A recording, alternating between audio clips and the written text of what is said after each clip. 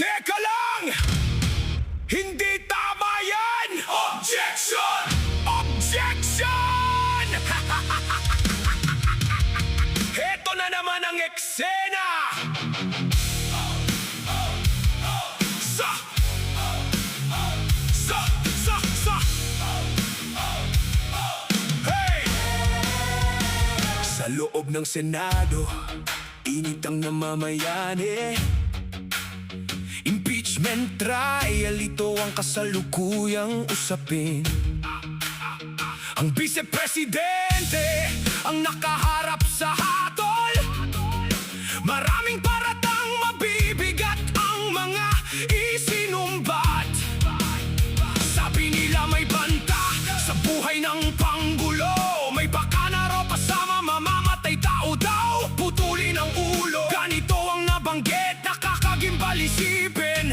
Galing sa mataas na pwesto at dangal. Pundong mahigit 600 milyon daw. Saan napunta? Walang malinaw na sagot. Kaya bawat tanong palang kamay ay itinataas. Objection! Ang sigaw parang awit na paulit-ulit. Objection! Baka mahulog ang lihim. Objection! Ayaw lumabas ang katotohanan din. Minsan parang sirkos, nagtatawanan, nagkakagulo. Pero sa likod ng tawanan may dilim na nakatago.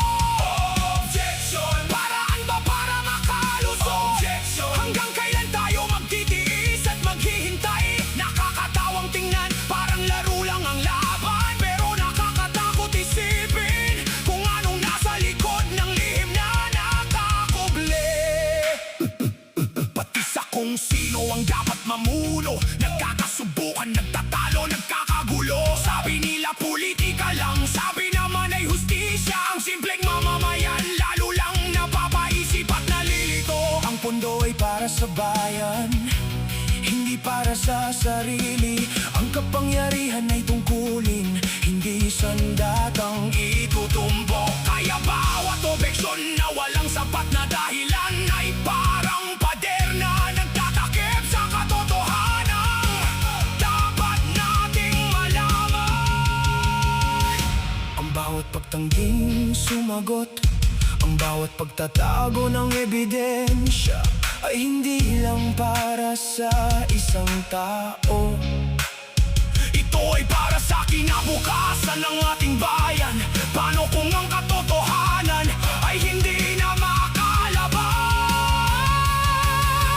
Biglang sasabog ang tugtog ng napakalabas. Objection! Hindi pwede ang pagtataw. Objection! Ang katotohanan ay dapat lumabas na. Kahit anong palusot, kahit anong pag-iwas, ang batas ay batas para sa lahat, walang pinipili. Objection! Tapos na ang panahon ng lihim. Objection! Tingin ang tinig ng bayan at ang katotohanan. Maaari itong maguyo, maaari itong mahirap, pero darating ng araw, ang katotohanan ay managaig talaga. Ang katotohanan ay laging nananaig. Kahit anong objection, sa huli, lilitaw din.